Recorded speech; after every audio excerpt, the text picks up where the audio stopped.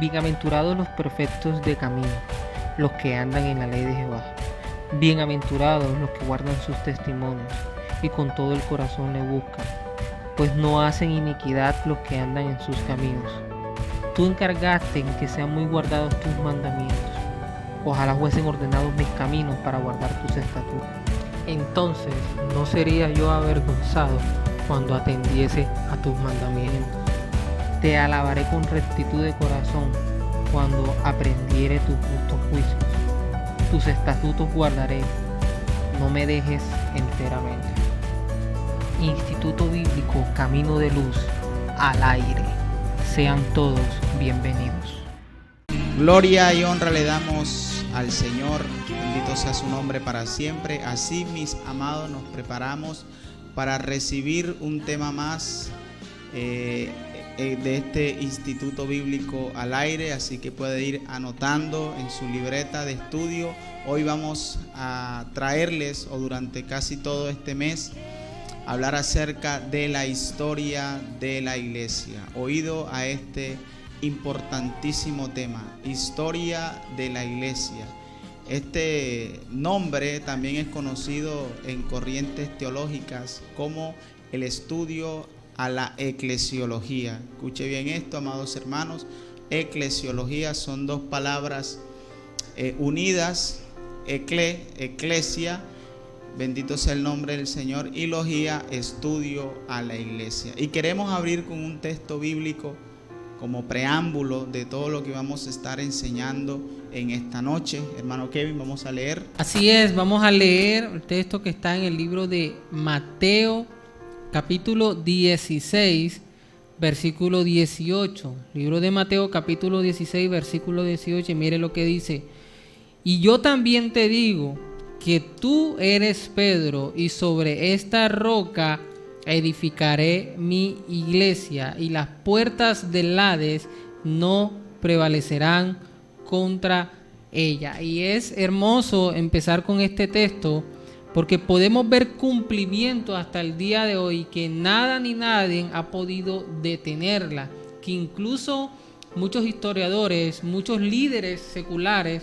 han llegado a la conclusión de que el cristianismo es tan fuerte que no necesita a su líder estar allí para que las personas o sus seguidores les puedan obedecer. Es el único movimiento que su líder no está presente para que las personas le puedan obedecer. Y esa es una gran muestra de la obra poderosa del Espíritu Santo que sigue obrando, aunque Cristo aún no esté de forma presencial con nosotros. Así que maravillosa esta cita, porque nos deja claro la gran comisión, pero al mismo tiempo nos deja claro lo importante y el poder que hay en el Evangelio de Cristo Jesús. Así es, hermano Kevin. También podemos ver a través de este texto bíblico que nuestro hermano Kevin ha leído, en el núcleo de lo que quiere enseñar el Señor cuando le está hablando a Pedro, es que la iglesia, el conglomerado o el grupo de personas que van a seguir a Cristo van a estar edificados sobre Él mismo. El cimiento o la base o lo que sostiene o el soporte de la iglesia no es el hombre, sino Jesús, el Hijo de Dios. Sobre esa roca está edificada la iglesia. Por eso, hermano Kevin, creemos que las puertas del Hades no van a prevalecer contra la iglesia, porque es Cristo la cabeza de la iglesia. Y, amados hermanos, para nosotros poder abordar este tema de la historia de la iglesia, es muy fundamental tener ciertas características y llenarnos de ciertos requisitos a manera introductoria para nosotros poder entender la amplitud de lo que es hoy la iglesia modernamente hablando. Y preliminarmente, como lo había dicho, este estudio también es conocido en corrientes teológicas como eclesiología, y es muy fundamental definir consecuentemente lo que es la palabra iglesia. ¿Qué significa la palabra iglesia, hermano Kevin? ¿O qué nos enseña en el griego koiné, lo que significa la palabra iglesia? ¿A qué hace referencia para nosotros poder iniciar este estudio. Amén. Tenemos que tener claro que la palabra iglesia hace referencia a ese cuerpo o a esas personas que han tomado su vida para seguir a Cristo, como usted Amén. bien lo había dicho. La iglesia está basada sobre el mismo Cristo, y recuerden que Cristo dijo que Él es la verdad. Entonces nosotros como iglesia estamos basados sobre la roca, sobre Cristo. Recordemos que la iglesia no es el templo, la iglesia no es el lugar donde nosotros llevamos nuestra adoración, donde nosotros nos congregamos, sino que la iglesia venimos siendo nosotros, ese templo físico que nosotros veíamos en el Antiguo Testamento, que representaba o que era allí donde moraba el Espíritu Santo de Dios. Ahora pasó ese templo a ser nosotros, ahora somos nosotros ese templo, ahora somos nosotros esa iglesia donde el Espíritu Santo va a morar sobre nuestras vidas. Amén, hermano Kevin. Es muy importante lo que acabas de decir. Ahora somos nosotros la iglesia viviente. ¿Qué significa esta palabra también en griego? Convocación o reunión de los santos. Cuando la Biblia habla o se refiere a la iglesia, se está refiriendo a un grupo que sigue a determinado líder, personaje, etcétera. En este caso, a nuestro Señor Jesucristo. Ahora bien, la iglesia, ¿desde cuándo se comienza a hablar de iglesia? Cristo, antes de ascender a los cielos, dio indicios de su pueblo, de su iglesia. Y eso lo podemos ver en el Nuevo Testamento. Y hay dos pasajes bíblicos que quiero referir. No van a salir en pantalla, pero quiero que lo que lo están escuchando y lo que nos están viendo, quiero que lo apunten.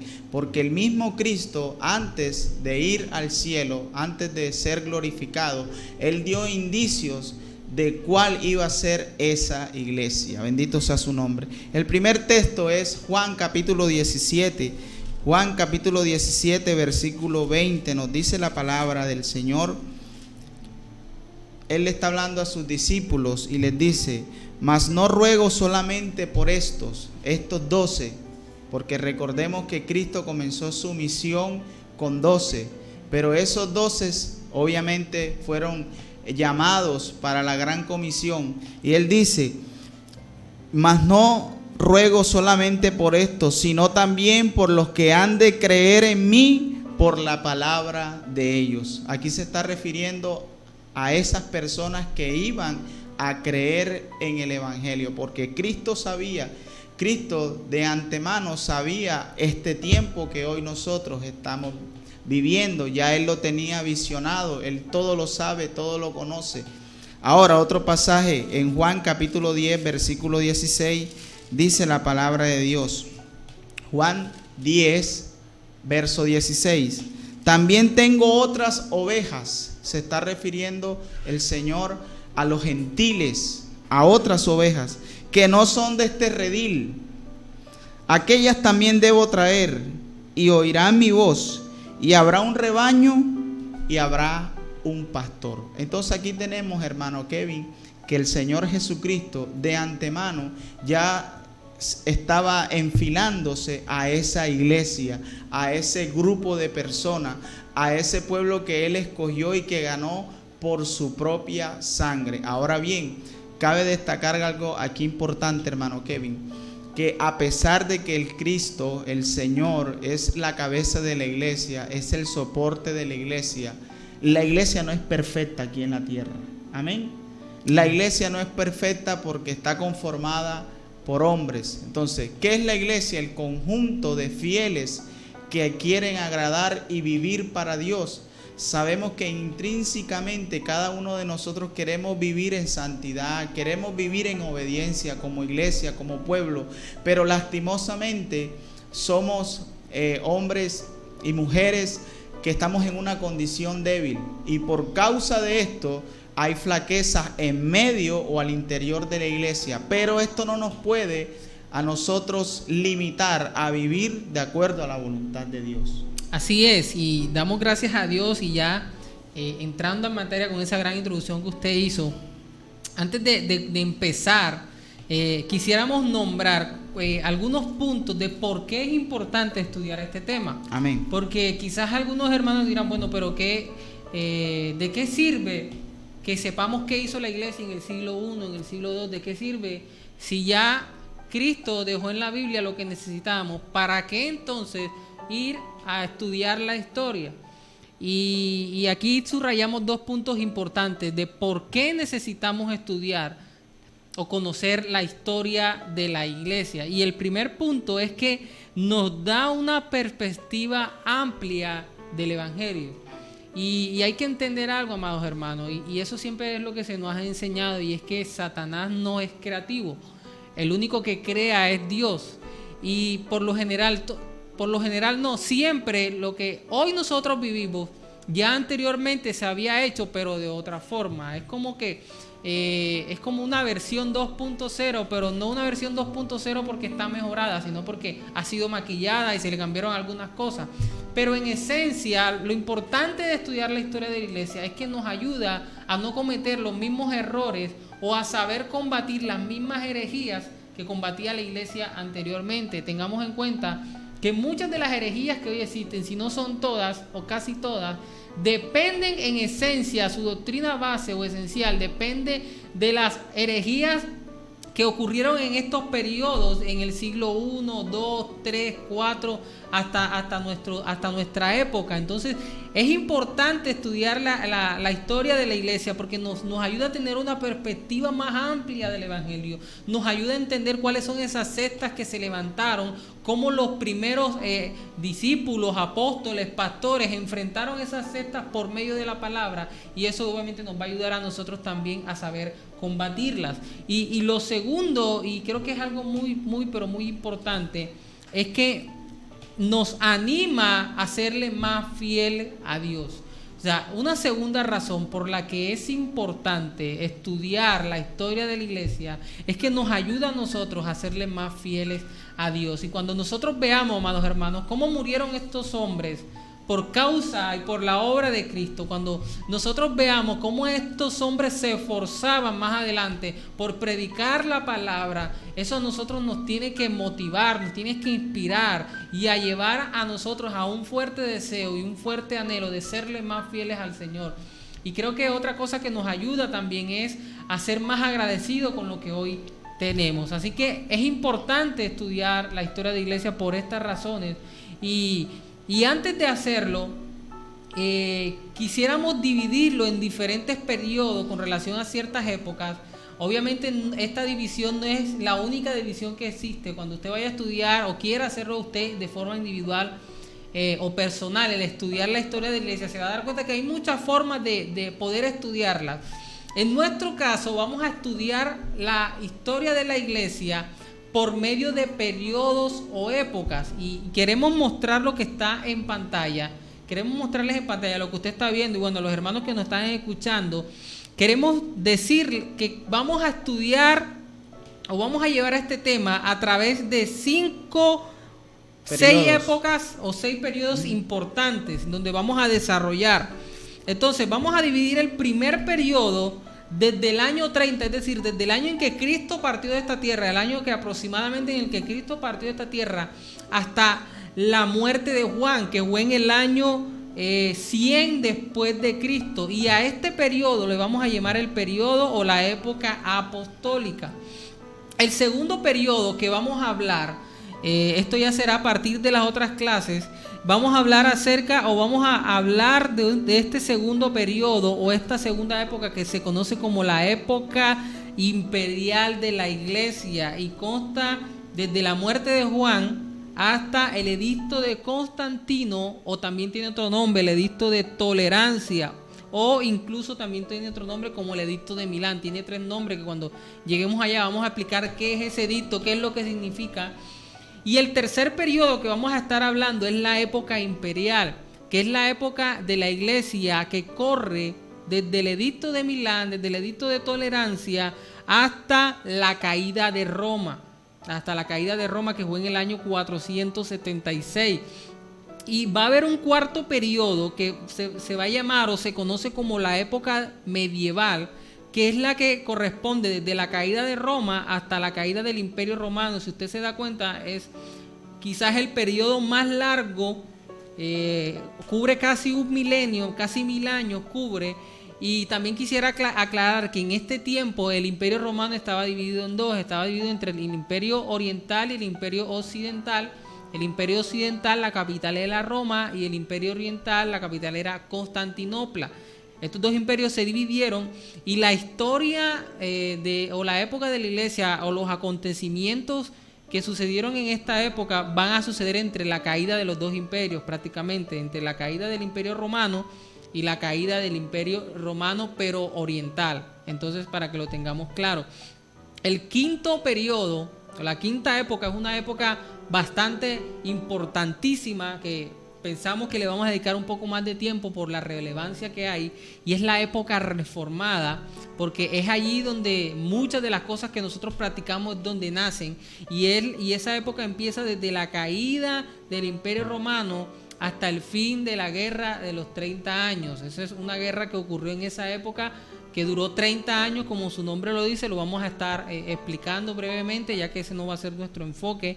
Y ya al final, la última época de la iglesia es la época desde el año 1648 hasta nuestra época. Entonces vamos a cubrir 6 periodos, y lo que vamos a hacer esencialmente es a explicar cuáles fueron los acontecimientos más importantes en cada uno de esos periodos. Y en esta clase o en este video, en este tema, vamos a tratar de cubrir todo lo que ocurrió en la época apostólica. Entonces, importante esto, vamos a cubrir todo lo que ocurrió en la época apostólica. Y para empezar, hay que hablar y hay que explicar cuáles fueron algunos de los hechos relevantes. Y uno de esos hechos relevantes, y está en la Biblia, recuerden que la época apostólica empezó desde la muerte y resurrección de Cristo, o la ascensión de Cristo, hasta la muerte del apóstol Juan. Uno de los eventos importantes en esta época fue el Concilio de Jerusalén en el año 50. Y quizás los hermanos dirán, bueno, ¿por qué fue importante este concilio? Bueno, porque en este concilio se llegó a responder aquella pregunta de si una persona no judía podía ser cristiana. Y eso lo vamos a ver en la Biblia, en el libro de Hechos. Obviamente no vamos a profundizar en el libro de Hechos, pero en el libro de Hechos podemos ver parte de esto que pasó en el concilio de Jerusalén, porque se veía cómo Pablo predicaba a los judíos y eran pocos los que respondían a su mensaje. Pero cuando Pablo iba y predicaba a los gentiles, era todo lo contrario. Los gentiles respondían al mensaje de Pablo y se entregaban a Cristo. Entonces llegó un momento en que en las sinagogas se reunían judíos, pero también se reunían gentiles. Y los judíos decían, bueno, ¿cómo nosotros vamos a permitir que estas personas vengan acá? Hay que judaizarlo. Entonces empezó ahí un dilema, y empezó un dilema con base a la pregunta que ya había mencionado, y era, ¿será que un gentil puede ser cristiano sin ser judío? Entonces había un dilema, y Pablo aclara tajantemente que no era así, que no era necesario ser judío o judaizar a la persona para que sea cristiana. Ese fue un evento bastante importante. Y otro evento bastante importante que ocurrió en esta época fue la destrucción del templo en el año 70. Usted me dirá, bueno, ¿qué pasó? ¿Qué pasó? ¿Quién destruyó ese templo? Recordemos que hasta el periodo de Jesús, nuestro Señor Jesucristo, en cierta ocasión, Él dice lo siguiente. Él dice que sobre en este templo no quedará piedra sobre piedra. Y en el año 70 Cristo parte al cielo en el año 30, y en el año 70, es decir, casi 40 años después, ocurre o se cumple lo que Cristo había dicho, y es que el templo había sido destruido. Incluso fue literal, porque había crecido un mito de que debajo del templo habían cosas valiosas. Entonces muchos soldados empezaron a quitar las piedras para ver si había ese tesoro que muchas decían. Entonces se cumple de manera literal eso que Cristo había dicho, de que no iba a quedar piedra sobre piedra. Entonces fueron dos eventos importantes que ocurrieron en esta época, pero hay un tercer evento, que eso lo vamos a hablar ahora después de la pausa, pero hay un tercer evento importantísimo y fue el crecimiento de la iglesia. Así como sucedió lo del concilio de Jerusalén, así como sucedió lo de la destrucción del templo, esa destrucción del templo que hizo de que muchas personas se esparcieran, muchos cristianos salieran de Jerusalén, y eso hizo de que el evangelio o el cristianismo se expandiera a otras religiones, a otras naciones. Y eso es lo que vamos a hablar de aquí en adelante, y vamos a hablar cómo el evangelio se expandió en otros lugares. Ahora continuamos. Nuestro hermano Kevin estuvo hablando acerca de los eventos importantes dentro de lo que es la era apostólica, y vamos a mirar los factores que promovieron el crecimiento de la iglesia. Es muy hermoso, muy bello. Es sorprenderte ver, hermano Kevin, que cómo la iglesia fue escalando, cómo la iglesia fue creciendo en un periodo donde había persecución, porque para este periodo había persecución también, no como en el periodo que antecedió a los apóstoles, pero también había mucha persecución contra el evangelio por parte de los judíos. Y vemos que a pesar de todo esto, la iglesia tuvo un ensanchamiento, tuvo un crecimiento tremendo. Vemos que Pedro en el Pentecostés, cuando predica, hay 3,000 que se convierten. Luego nuevamente Pedro predica y son 5,000. Así que la iglesia, los que creían, eran multitudes, a tal punto, hermano Kevin, que aún los procuradores, reyes del gabinete de Roma creían el evangelio. Pero obviamente, ¿a qué se debió esta expansión del evangelio en todo el mundo mediterráneo? Primero tenemos la universalidad del griego. La Biblia en el Nuevo Testamento se escribió en el griego, para todos los hermanos que puedan anotar. No griego clásico, no el griego de los filósofos, ni de los pudientes, ni de los ricos, sino del griego koiné, el griego del común, el griego de puertos, el griego que comúnmente hablaban todas las personas, por decirlo así, que el griego era la lengua como hoy tenemos el inglés, que casi todo el mundo lo habla.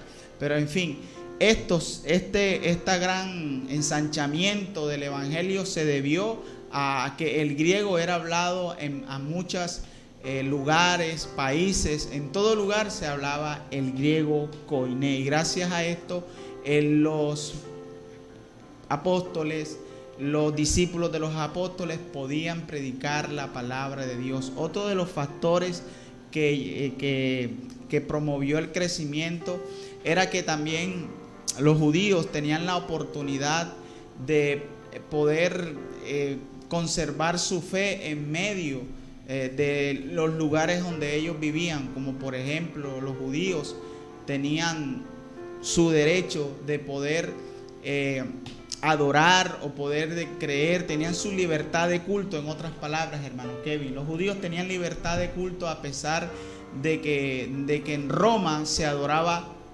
diferentes o todo tipo de deidades. Los judíos tenían ese derecho de conservar su fe. Ellos no tenían nada que ver con las culturas paganas ni las religiones paganas, y ellos podían libremente predicar y compartir su fe. Esto ayudó también que muchos cristianos judíos, hablamos de cristianos judíos, predicaban también la palabra, y el evangelio se expandió en la capital del imperio, en Roma.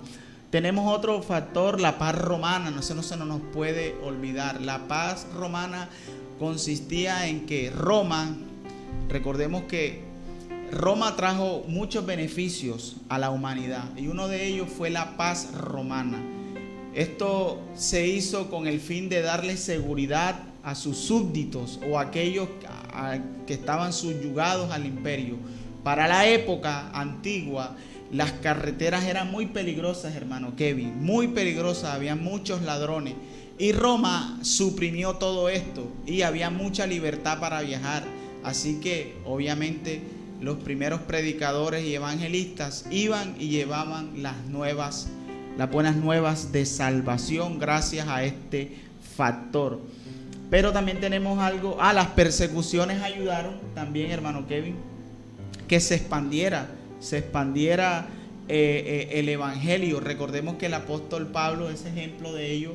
Él murió en Roma.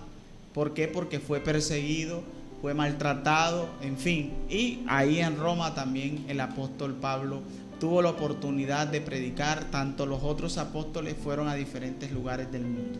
Así es. Y bueno, eso es importante también conocerlo. Entonces, como veíamos, hay dos factores que ya lo dijo el hermano Marlon, y uno era la universalidad del griego y la otra era la paz romana. La podemos resumir en esos dos grandes factores para que la iglesia creciera, teniendo en cuenta también el tema de las persecuciones, que en el momento en que el templo fue destruido, como ya lo mencionamos, lo que hicieron los cristianos, muchos que eran cristianos salieron de sus lugares, se fueron a otros países, y eso ayudó a que el evangelio llegara hasta esos lugares a donde ellos iban. Ahora, en esta época o durante toda la época de la iglesia, se dice que hubieron, o se pueden resumir todas las persecuciones que tuvieron los cristianos, se pueden resumir en 10 persecuciones. Pero entre el año 30 y el año 100, que es el año que estamos cubriendo, hay 2 persecuciones o 2 grandes persecuciones de esas 10. Y es de las que ahora vamos a hablar, de esas 2 grandes persecuciones que para muchos son conocidas, y pues para muchos esto les va a ayudar a recordar, a otros pues van a aprender algo que no conocían. Y una de esas primeras persecución, o la primera persecución que tuvieron los cristianos, fue la persecución del emperador Nerón. En ese tiempo, eso fue más o menos en el año 67, bueno, más o menos no, fue en el año 67 esa persecución. Y cuenta la tradición de que en ese tiempo Roma sufrió un incendio por 9 días. Roma sufrió un incendio por 9 días y el emperador Nerón tenía unos enemigos. Y por uno de esos enemigos se puso a murmurar y a decir de que Nerón había causado ese incendio en Roma.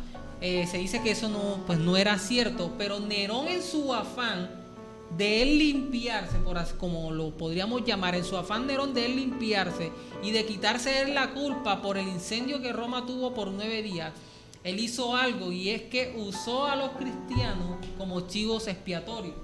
Lo que hizo Nerón fue que tomó a los cristianos y los culpó a ellos de haber incendiado Roma. Y no solamente los culpó, sino que los castigó. ¿Y cuáles eran los castigos? Bueno, los castigos, uno de ellos era que los tomaban y los ponían en sus casas, en sus jardines, y los incendiaban para que sus jardines sean iluminados. Entonces, esa fue la primera persecución donde lo que hizo Nerón fue eso, fue tomar a los cristianos y quemarlos vivos. A algunos les mochaban las cabezas y los ponían en árboles y les ponían, los prendían, y eso parecía como le daba como una luminosidad a Roma en ese tiempo. Es decir, Roma estaba iluminado por los cristianos que habían sido martirizados en esa época.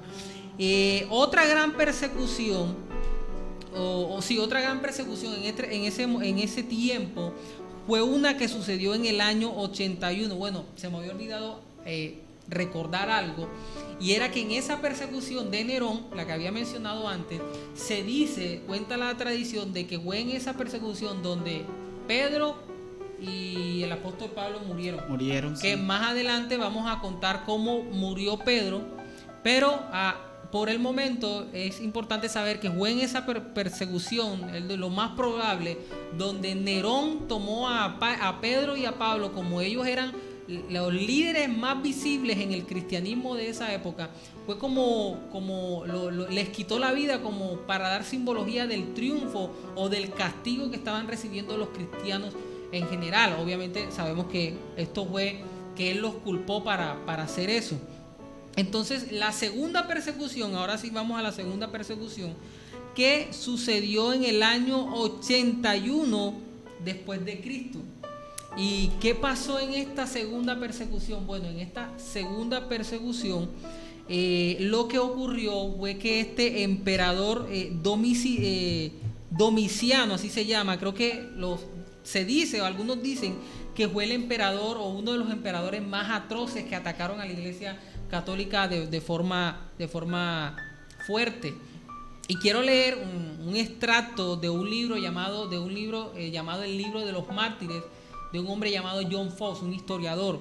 Y él dice lo siguiente sobre esta segunda persecución. Mire lo que dice: entre los numerosos mártires que sufrieron durante esta persecución estaba Simeón, obispo de Jerusalén, que fue crucificado, y San Juan, y esto es importante, el apóstol Juan en esta persecución fue hervido con aceite.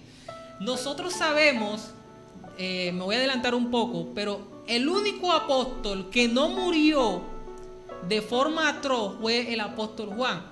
El apóstol Juan fue el único que murió de viejo, por así decirlo, de anciano, en la isla de Patmos, que fue donde él escribió el Apocalipsis. Pero antes de que él muriera así, él había padecido con este emperador Domiciano. Él lo cogió y lo metió en aceite hirviendo. O sea, usted se puede imaginar.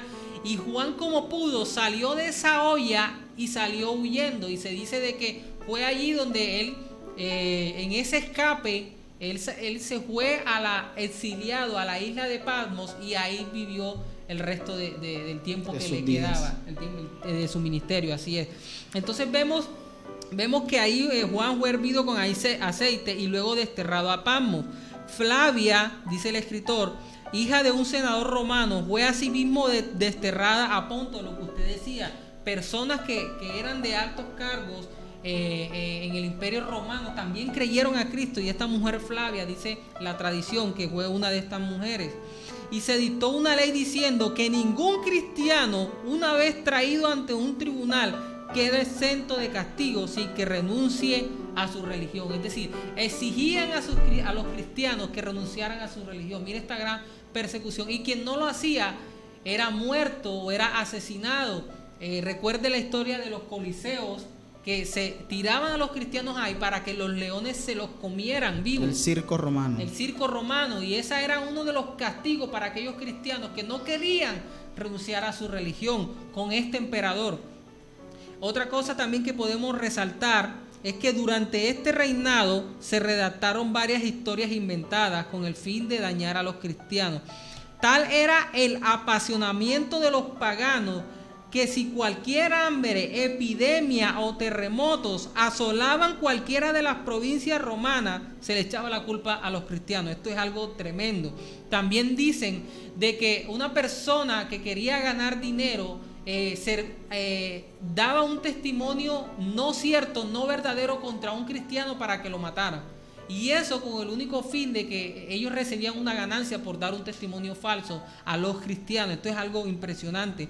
Otra dificultad que fue cuando cualquier cristiano era llevado ante los tribunales, se le sometía a un juramento de prueba y se rehusaban tomarlo. Se les sentenciaba a muerte, mientras que si se les confesaban cristianos, la sentencia era la misma. Entonces es importante entender estas dos grandes persecuciones que recibieron los cristianos, y mucho más esta segunda, que fue la más fuerte y la más atroz contra la iglesia primitiva, contra la iglesia en la primera época, que fue la época apostólica. Ahora bien, vamos a llegar ahora a un punto importante. Quisiéramos tomar un espacio, y lo queríamos hacer, y ya al final les daremos las razones de por qué lo queremos así. Y es que queríamos tomar un espacio para explicar cómo murieron muchos de esos hombres que aparecen en la Biblia, muchos de esos apóstoles, la forma en cómo murieron. ¿Sabe por qué? Por defender el evangelio de Cristo. Y quiero empezar primero con Esteban. Creo que Esteban, todos lo sabemos, que Esteban fue el primer mártir de la iglesia. Esteban fue el primer hombre que murió por causa del evangelio, el primer hombre que padeció por causa o por la obra de Cristo. Ya sabemos cómo fue su muerte, lapidación. Sabemos cómo murió, sabemos que murió apedreado Y bueno, sabemos que él al final, dice la Biblia, que vio la gloria de Dios en los cielos. Entonces es importante que entendamos esto. Pero ahora vamos a seguir comentando. Esto que vamos a decir no está en la Biblia, eso está claro. Pero en la tradición de la iglesia, en escritos de otros cristianos, se muestra cómo muchos de estos apóstoles murieron. Es decir, que el hecho de que no esté en la Biblia no quiere decir que no haya sido cierto. Después de Esteban, el segundo apóstol que murió fue Jacobo el Mayor. Jacobo el Mayor era el hermano del Señor, el hermano de Juan. Jacobo Jacobo el Menor era el hermano de Juan. Y Jacobo el Menor era hermano de nuestro Señor Jesucristo. Y Jacobo el Mayor era el hermano del apóstol Juan. Y cuenta la tradición de que Jacobo estaba siendo conducido al lugar de su martirio. Y cuando a él lo iban a matar, dice la tradición de que mientras él lo estaban llevando allá, él le estaba predicando al soldado que lo llevaba. Y esto es algo hermoso, porque cuentan de que mientras él le predicaba al soldado, al final el soldado, ¿sabe qué le dijo? Aceptó a Cristo y dijo, yo voy a morir contigo. Y los dos, esto es increíble, los dos, tanto Jacobo como el soldado que se convirtió, los dos murieron por la obra de Cristo. Entonces profesó ser cristiano y descendiendo, así recibió resuelto y bien dispuesto el primer mártir apostólico, aquella copa que él le había dicho a nuestro Salvador que estaba dispuesto a beber. Entonces se dice que esto tuvo acontecimiento en el año 44 más o menos, fue el primer apóstol. Recordemos que Esteban no era apóstol, pero el primer apóstol en morir fue Jacobo el Mayor, como ya lo habíamos dicho. Otro hombre que murió por la obra de Cristo fue Felipe. Y se cuenta de que él nació en Betsaida de Galilea y fue llamado primero por el nombre de discípulo. Trabajó diligentemente en Asia Superior y sufrió martirio en Heliópolis, en Frigia. Fue azotado, echado en la cárcel y después crucificado con sus hijos. Eso es algo tremendo. Tremendo. Murió crucificado con sus hijos. No les bastó solamente con quitarle la vida a él, sino también que le quitaron la vida a sus hijos. Otro tercer hombre que padeció y que murió por la obra de nuestro Señor Jesucristo fue Mateo. El Evangelio de Mateo, ya todos lo conocen. Y se dice de que él era, como todos ya lo sabemos, él era recaudador de impuestos y había nacido en Nazaret. Escribió su evangelio en hebreo, que fue después traducido al griego por Jacobo el Menor. Este es Jacobo, el hermano de Jesús, y este Jacobo el Menor es el mismo que escribió la carta de Santiago, la que está en la Biblia. Los escenarios de sus labores fueron Partía y Etiopía, país en el que sufrió el martirio, siendo muerte con una alabarda. Es decir, le atravesaron una lanza. O sea, no murió crucificado, sino que le atravesaron una lanza a este hombre. Otro hombre de Dios y otro anciano de la época fue Jacobo el Menor. Como ya lo habíamos dicho, Jacobo el Menor era el hermano de nuestro Señor Jesucristo, o medio hermano. Se dice que era hijo de José. Algunos dicen que eran con María o con otra mujer. Bueno, eso no está claro, pero se sabe que era medio hermano de nuestro Señor Jesucristo. Y la muerte de este hombre me llama mucho la atención. ¿Por qué? Porque les comentamos de que todos los apóstoles y todos los predicadores, todos los ancianos, los hermanos cristianos, judeocristianos, se expandieron. Pero el único que quedó, o el líder que dejaron estipulado en Jerusalén, fue a Jacobo el Menor. Él fue el único que quedó. Y cuenta la historia de que los judíos en Jerusalén le estaban obligando a Jacobo de que predicara en contra de Cristo. O sea, los judaizantes le estaban diciendo, mira, predica en contra de Cristo. Predica de que Cristo no es Dios. Predica de que Cristo no es el verdadero Mesías.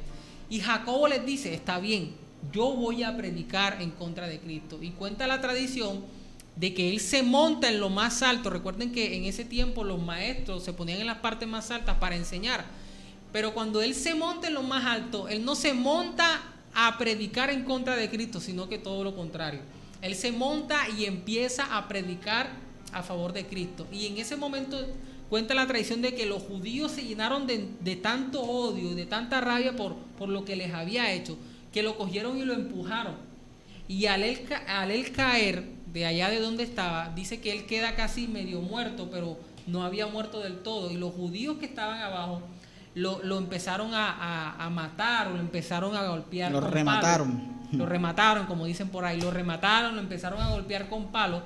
Y cuenta la tradición de que con un golpe en el cráneo le quitaron la vida. Y también se dice de que él en ese momento lo único que hacía era orar al Señor por la vida de aquellos que lo estaban golpeando. Eso es lo que cuenta la tradición, y me gustó mucho, me conmovió bastante, sobre todo la muerte de Jacobo, por lo que él hizo, o sea, predicando la palabra de Dios, y aún así en medio del sufrimiento, en medio de los azotes, estaba orando para que los demás se convirtieran. Entonces esto es algo bastante hermoso. Ya para terminar y continuar con una pausa, está también la vida de Matías.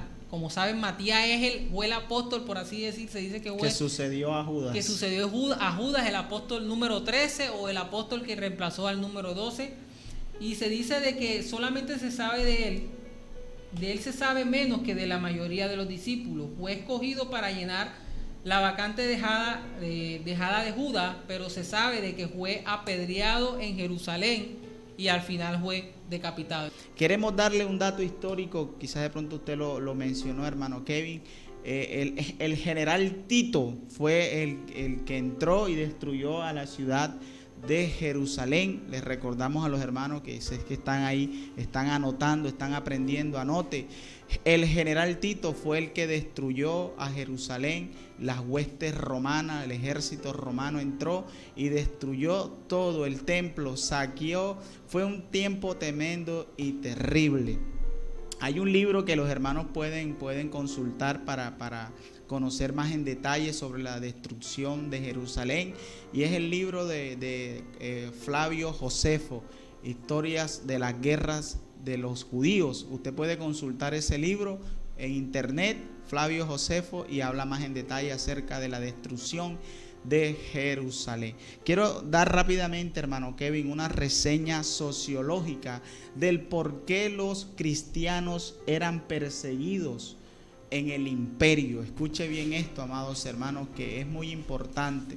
Nuestro Señor Jesucristo proféticamente les habló a los discípulos que ellos iban a ser perseguidos, iban a ser entregados en la sinagoga, iban a morir por causa del evangelio. Pero esto tenía una causa, y la causa, una de ellas, era que Roma era la que dominaba en el mundo mediterráneo de la época. Ahora bien, Roma era un imperio dominante, era un imperio totalitario, que para el siglo XII antes de Cristo, hermano Kevin, fueron escogidos los primeros emperadores en el siglo XII antes de Cristo, y se les llamó pontífice máximos. A eso se le llamó a los romanos, a los emperadores romanos, pontífice máximos. Era la mayor autoridad en el imperio, y a causa de esto, la figura imperial, la figura del emperador, tomó categóricamente una deidad, hermano Kevin. Un César, el César en el imperio era Dios, por decirlo así. Tanto que a César se llevó a darle culto. Quirius era el otro nombre con que se le denominaba a los emperadores, el Quirius. Y cada año, hermano Kevin, todos los subyugados de Roma, todos los habitantes de Roma tenían que hacer una fiesta dedicada al Quirius, al emperador. Tenían que quemar incienso, dándole honra, dándole gloria y dándole honor. ¿Esto qué nos quiere decir? Que los cristianos no eran perseguidos por ser un grupo religioso, no eran perseguidos por creer en alguien, porque en ese tiempo, hermano Kevin, era muy normal que la gente creyera en su religión. Recordemos que Roma estaba llena, predominaba el sincretismo en Roma, las religiones del misterio, que también bautizaban este tipo de religiones. En fin, hermano Kevin, Roma era totalitaria, y como el evangelio, otra cosa, Roma era en su moral era relativista. No había ley para Roma. Cualquier deidad, todo estaba bien. Los emperadores eran homosexuales. Nerón era homosexual, tenía su esposa, pero también tenía un amante joven de 16, 17 años. Era cruel. En Roma las mujeres tenían que abortar. Era muy normal que en los basureros de Roma encontraran bebés de 4, 5, 6 meses. Y la iglesia no estaba fuera de esto, de esta persecución. La iglesia tenía que adorar al emperador, pero obviamente la iglesia tiene un absoluto, una verdad. Por causa de esto, hermano Kevin, la iglesia fue perseguida brutalmente porque el creyente, el cristiano, está cimentado en Cristo. Su adoración se encuentra en Cristo Jesús. Somos un grupo de creyentes, pero no damos adoración a la personalidad como tal del hombre, sino a Dios. Así que, amados hermanos, todo lo que nuestro hermano Kevin ha venido hablando acerca de cómo murieron los apóstoles fue por causa de que Roma era totalitaria y quería que todas las religiones adoraran, pero el cristianismo solo tiene un dueño y se llama Jesús. Continuemos, hermano Kevin, que está muy interesante este dato que nos está dando. Bueno, continuamos con la muerte de otros líderes de la iglesia primitiva, que muchos de ellos se mencionan en la Biblia, y otro de ellos fue Andrés, otro apóstol, el apóstol Andrés, el cual al llegar a una provincia llamada Edesa fue prendido y crucificado en una cruz cuyos extremos fueron fijados transversalmente en el suelo. Tremendo. De allí el origen del término de cruz de San Andrés, es decir, él no murió como la cruz de Cristo, como la cruz en la que Cristo fue crucificada, sino que fue una cruz como en cruz. De esa forma fue que él, en X, exacto. Fue en esa forma como él murió. Otro también que murió, que también padeció, fue Marcos, el que escribió la carta de San Marcos, que se dice de que realmente lo que hizo Marcos fue escribir lo que Pedro le relataba. Es decir, Marcos más que todo es el relato del apóstol Pedro. Entonces se dice también de que Marcos se convirtió a través de la predicación de Pedro. Bueno, eso es la tradición. El libro de Marcos, el que ya conocemos, y dice que fue convertido, como ya lo dije, al cristianismo por Pedro, a quien sirvió como amanuense y bajo cuyo cuidado escribió su evangelio en griego. Marcos fue arrastrado y despedazado por el populacho de Alejandría en la gran solemnidad de su ídolo Serapis, acabando su vida en sus implacables manos. Al final lo quemaron. Entonces mire cómo murió Marcos. Fue arrastrado y en medio, es decir, lo amarraron como en esos caballos que ellos usaban y lo arrastraron, y luego de que lo estuvo arrastrado y fue despedazado, pues obviamente por el largo trajín que pasó, luego fue quemado. Entonces así murió Marcos. El siguiente, o el que le sigue, fue su líder, por así decirlo, y fue Pedro, que Pedro también tuvo una muerte que es bastante recordada, porque como ya lo habíamos dicho, Pedro murió en la época en que Nerón estaba culpando a los cristianos por el incendio en Roma de los 9 días, ya lo habíamos mencionado. Entonces Nerón quiso tomar a Pedro también y quiso buscar la forma de acabarlo y de matarlo. Y cuando Pedro se enteró, Pedro intentó huir, pero se dice, la tradición cuenta de que Pedro, cuando se iba a huir, se le reveló Cristo y Pedro le dice a Cristo que quería, y él dice: voy a ir a ser crucificado.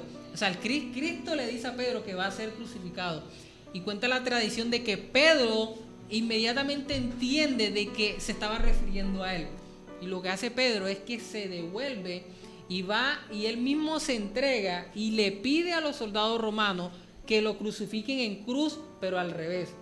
Y la razón por la que él dice de que quiere que lo crucifiquen al revés es porque él no era digno de morir de la misma forma en que murió su Señor Jesucristo. Esto es algo tremendo. Es decir, lo van a crucificar y él dice: miren, no me crucifiquen como crucificaron a Cristo, crucifíquenme al revés, porque yo no soy digno de morir como él murió. Entonces aquí se ve cómo murió Pedro. Luego de Pedro, como ya lo habíamos dicho también, también muere Pablo. Se dice que aproximadamente también en esa época del incendio en Roma.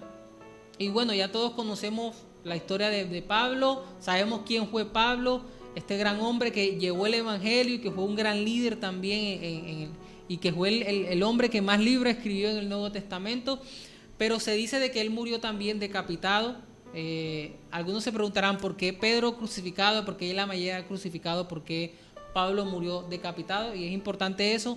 Recordemos que Pablo tenía ciudadanía romana, y como ciudadano romano ellos tenían, por así decirlo, o su ejecución era diferente a la ejecución a los judíos.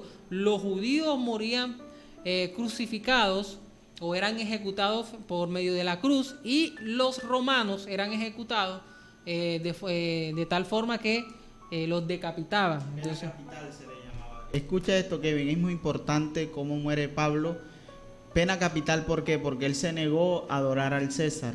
Había una ley en el imperio que se le llamaba lesa majestad, y todo el que estaba en contra de lesa majestad debía ser ejecutado. A los cristianos se les catalogó en ese periodo, o correlativamente ese periodo, se les colocó como que los cristianos eran unos criminales por no adorar a César. Por eso a Pablo se le da la pena capital, y la pena capital era decapitación. Así es. Otro hombre que murió, otro líder de la iglesia Judas. En esa época fue Judas, pero no Judas Iscariote, sino Judas Tadeo. Este era hermano de Jacobo y era comúnmente llamado Tadeo, como ya lo habíamos dicho, y fue crucificado en Edesa, en otra provincia, en el año 72. Pues probablemente estaba predicando allá, y allá fue prendido y fue pues obviamente crucificado. Otro hombre que también murió y que la historia o la tradición lo relata fue la vida de Bartolomé, y dice que predicó en varios países, y habiendo traducido el evangelio de Mateo al lenguaje de la India, lo propagó en aquel país. Finalmente fue cruelmente azotado y luego crucificado por los agitados idólatras. Tremendo esto, como murió también Bartolomé, todos haciendo la obra del Señor. Otro hombre que murió fue Tomás, ya todos también lo conocemos. También tenía otro nombre, y es que él se llamaba, también se le decía Dídimo. Él predicó el evangelio en Partía y la India, donde provocó a los sacerdotes paganos, donde provocó la ira de los sacerdotes paganos, y fue martirizado, atravesado con una lanza. Otro hombre que murió, como ya lo conocemos, que escribió el libro de Lucas, su propio libro, relatando la historia de Jesús. El libro de los Hechos también. Y el libro de los Hechos. Este hombre también murió. Sabemos que fue evangelista, pues como ya lo dije, fue el autor de los evangelios. Viajó por varios países, y se supone que fue colgado en un olivo por los idólatras sacerdotes de Grecia. Es decir, él murió ahorcado. Lo cogieron los sacerdotes de Grecia, pues obviamente eran politeístas, y murió ahorcado. Lo ahorcaron en uno de esos árboles. Otro hombre fue Simón, no Simón Pedro, sino Simón el Celote. Recordemos de que está Pedro y está Simón el Celote. Son dos apóstoles diferentes, eso para que lo tenga claro. También se le dice Simón el Cananeo. Y se dice de que él llevó el evangelio a Mauritania, en África, en Gran Bretaña y países y en Gran Bretaña, en el país donde fue crucificado. Él fue crucificado en Gran Bretaña. Entonces miren cómo hasta este momento, cómo todos estos hombres han padecido por la obra de Cristo. Uno de estos últimos que cuenta la historia también está Timoteo, que no lo había mencionado, pero que también muere en este tiempo, también en la época donde el emperador Domiciano estaba gobernando. Y también la historia de Timoteo también me causa, igual que la de Jacobo el menor, me causa nostalgia o alegría al mismo tiempo por ver la fidelidad de estos hombres. Encontrados. Así es. Donde dice la tradición de que Timoteo, este discípulo de Pablo, él veía cómo en Efeso, recuerden que Timoteo era pastor en la iglesia, ahora anciano en la iglesia de Efesios, de la iglesia de Éfeso. Y cuenta la tradición de que en ese momento ellos en Éfeso estaban celebrando una fiesta pagana, obviamente, a uno de sus dioses.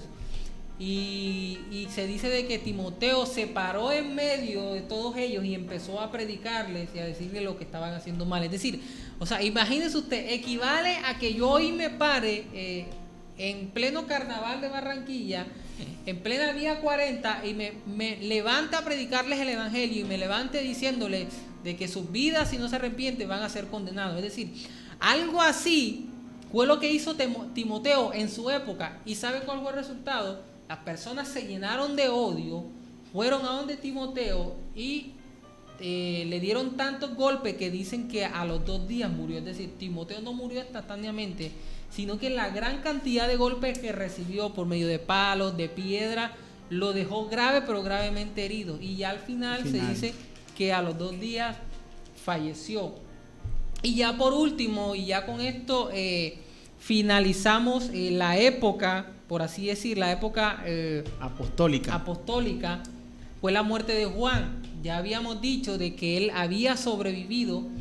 Y déjeme aclararlo algo, esto fue algo impresionante, o sea, esto es un milagro. Él salió de una olla hirviendo. Y quiero primero aclarar algo para que usted entienda el gran milagro que hay ahí de que Juan no haya muerto y cómo Dios lo estaba preservando para luego que escribir el libro de Apocalipsis. Y es que cuando una persona pierde su piel, porque él cayó, él se metió en agua hirviendo, cuando una persona pierde su piel, esta persona está expuesta a morir de forma más rápida porque está más expuesta a que se contamine más, a que tenga más bacterias en su cuerpo, en su piel, y asimismo a que recuerden que nosotros somos 70% agua. Entonces una persona que no tenga piel, ¿qué es lo que sucede?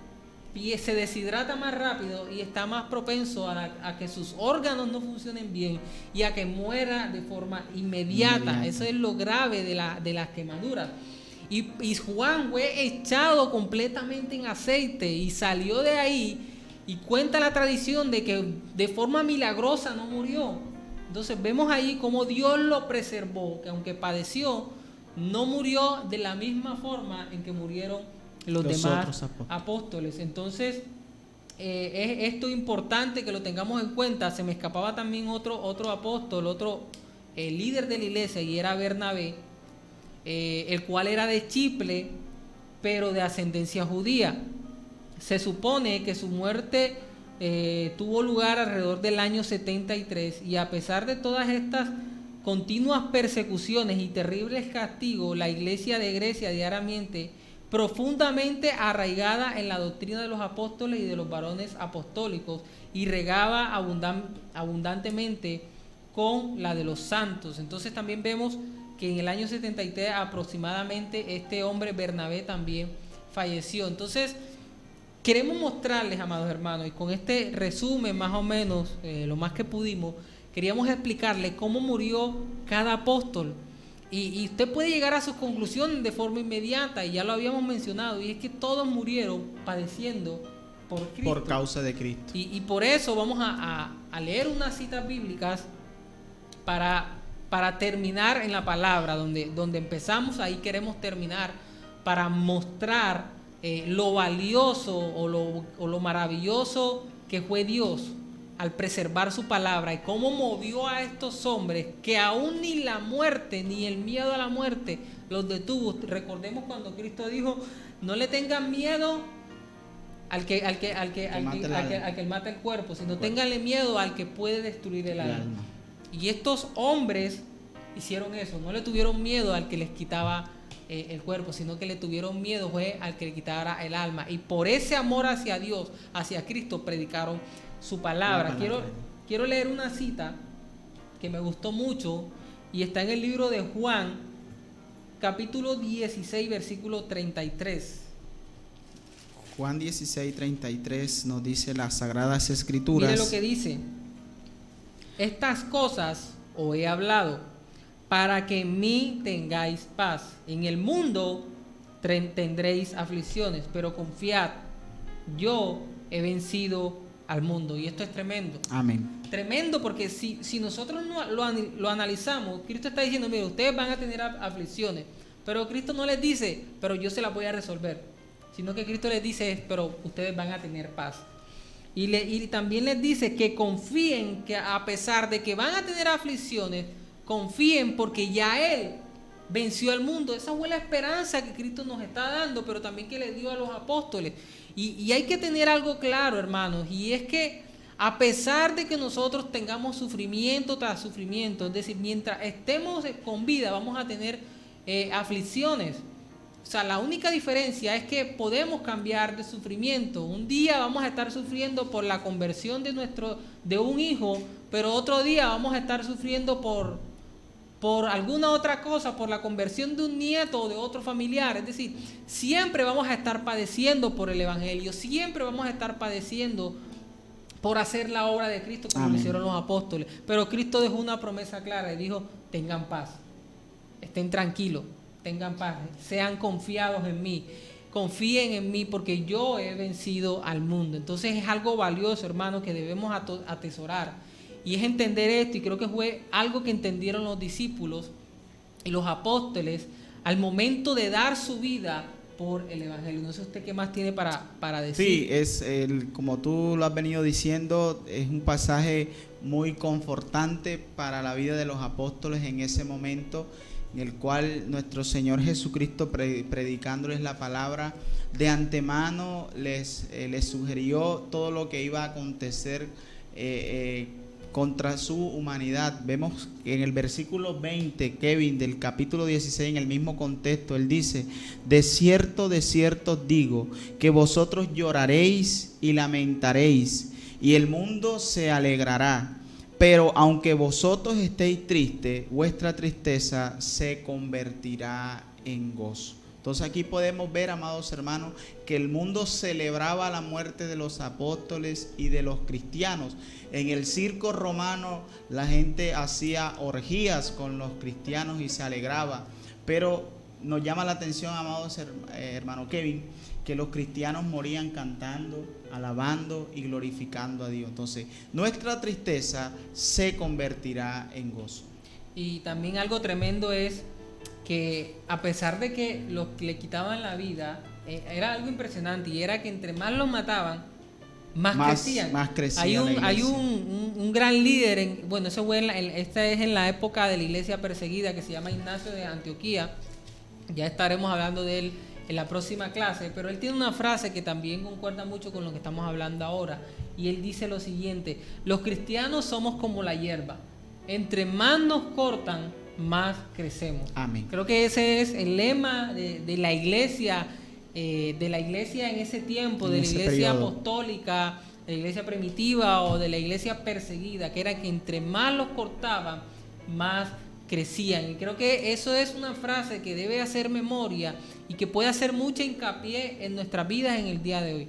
Entre más padecemos, entre más sufrimos por la obra de Cristo, no sé, algo pasa, pero pasa lo mismo, y es que entre más padecemos, más crecemos en el Señor. Entre más padecemos por la obra de Cristo, más crecemos. Entonces, hay otra frase también que dice que la semilla de la iglesia es la sangre de los mártires. Entonces podemos ver que a pesar de que estos cristianos eran martirizados, la iglesia se multiplicaba. Otro pasaje, hermano Kevin. Así es, quiero que leamos Lucas, libro de Lucas, capítulo 21, versículo 16. Lucas, capítulo 21, versículo 16. Mire lo que dice. Versículo 16. Mas seréis entregados aún por vuestros padres y hermanos y parientes y amigos, y matarán a algunos de vosotros. Y quiero que también leamos otra cita para leerla enseguida, que está en el libro de Mateo, capítulo 29, versículo 9. Libro de Mateo, capítulo 24, versículo 9. Mire lo que dice: entonces os entregarán a tribulación y os matarán, y seréis aborrecidos de toda la gente por causa de mi nombre. Es decir, o sea, es increíble esto. O sea, Cristo no les está prometiendo dinero, riqueza. No, Cristo les está diciendo, por causa de mi nombre ustedes van a sufrir, van a padecer. Eso fue lo que Cristo les estaba prometiendo. Obviamente aquí terrenal, lo que iban a padecer.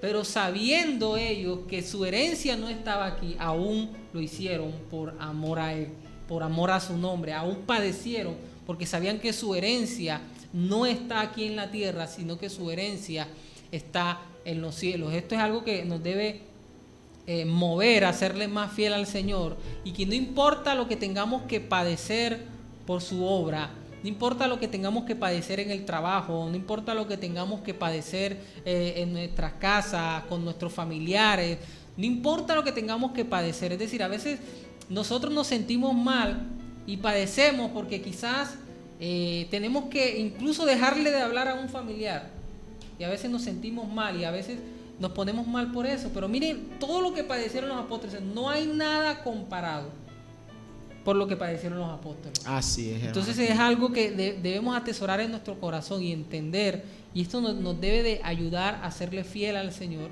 y motivarnos a nosotros a cada día a serle más fiel al Señor. Aquí podemos ver en estos dos pasajes que leíste brevemente, hermano Kevin, que el Señor Jesucristo estaba camuflando o estaba blindando a los primeros creyentes que iban a sufrir por causa del Evangelio. Hay un texto en donde el apóstol Pablo le dice a Timoteo que todos los que quieran vivir piadosamente en Cristo Jesús padecerán persecución. ¿Qué conclusión podemos nosotros sacar de la iglesia primitiva? ¿Qué conclusión podemos sacar de todo este periodo de martirio, de persecución y dolor? Podemos ver que nosotros podemos gozarnos en medio de las dificultades y en medio de los problemas que se nos avecinan. El capítulo 16 del versículo 23 de Juan, hermoso pasaje, hermano Kevin, dice que en el mundo tendréis aflicción, pero confiad, yo he vencido al mundo. Creo que esa es la mayor conclusión que podemos nosotros sacar de todo este agitado periodo apostólico. Hubo sufrimiento, pero también la iglesia tuvo un gran predominio en todo el mundo conocido.